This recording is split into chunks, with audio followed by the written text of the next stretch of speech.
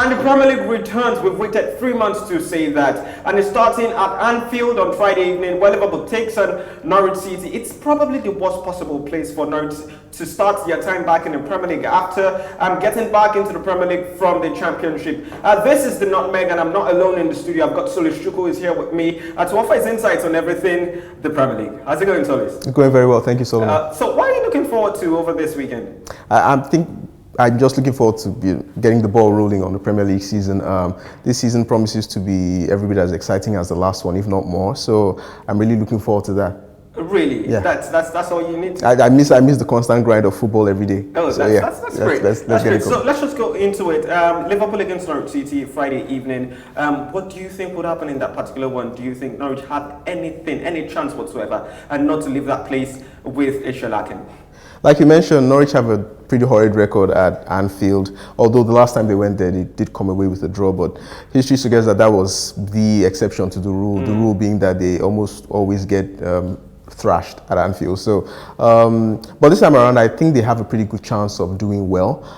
They're coming up from the Championship. They were very impressive in winning the Championship as they did last season under Daniel Farke, and they play very, very good football. They might just be lucky and catch Liverpool not quite at their sharpest on the night. Yeah, there's not going to be money in that game, I think, because of the African Cup of Nations, the finals. Yeah. And who do you think is going to be starting in this place? Is it going to be Origi or Alex Oxlade-Chamberlain?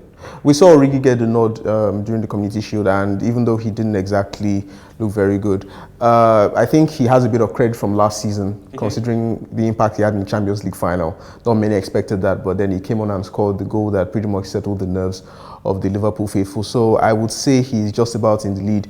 Chamberlain coming back from injury is an important part of the Liverpool jigsaw for this season. So yeah, maybe further along, maybe later on we might see him playing a part, but maybe deeper in midfield. If there's any player who's going to be worrying Liverpool, if there's any player that Jurgen Klopp has to put a tight lead on, who's that player going to be for Norwich City? That would be Timu Pukki. He was their top scorer in the Championship last year.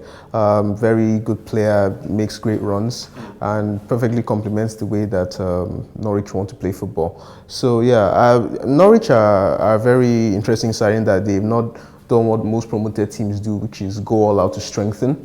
They've made a couple of very shrewd, understated signings. One of them is Josip Drmic, former Gladbach striker, but he's not exactly, this is not, he's not in the form he was a couple of years ago when he was a hot commodity on the European market. So let's see how that goes for them. If they can get Pukki firing in the Premier League, I think that would do their chances a world of good. But do you think it's too early for a bit of VAR drama? For those that don't know already, VAR is going to be getting introduced into the Premier League this season. I am not looking forward to that one. You're not looking forward to it? No, I am not.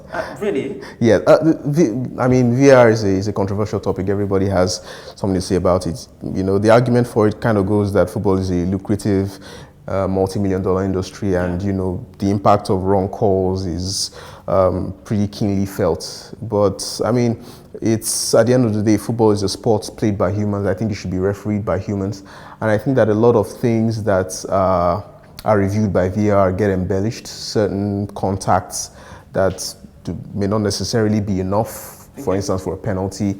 And then there's that gray area where we have to measure what exactly constitutes intent, especially when it comes to handballs and stuff like that. We saw Tottenham get penalized in the Champions League final last season, precisely in a scenario like that, and they were all up in arms. So I think we're going to see, especially in the opening weeks of the Premier League, there's going to be a bit of mayhem with teams getting to grips with VAR. I think I'm looking forward to the mayhem of the Premier League. Well, that is one of the things that the Premier League markets itself on, its volatility and its mayhem. So yeah, maybe that will just up the entertainment factor a bit. Yeah. So Liverpool against Norwich City, what are your predictions? I think Liverpool will just about get. I don't anticipate this sort of 5-0, 5-1, 5-2 scorelines we used to get. Of course, those were the days when a certain Luis Suarez was terrorizing Premier League defenses.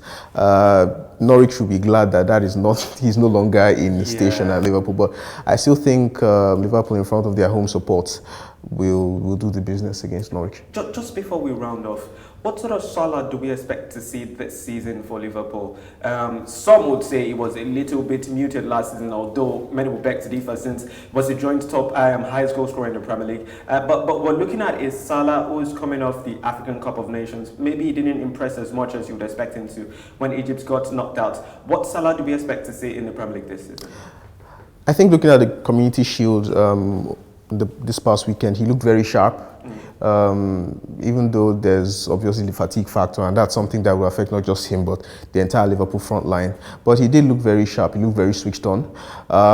Liverpool will be hoping that he brings some of what they got in the early parts of last season before he sort of faded away toward the middle.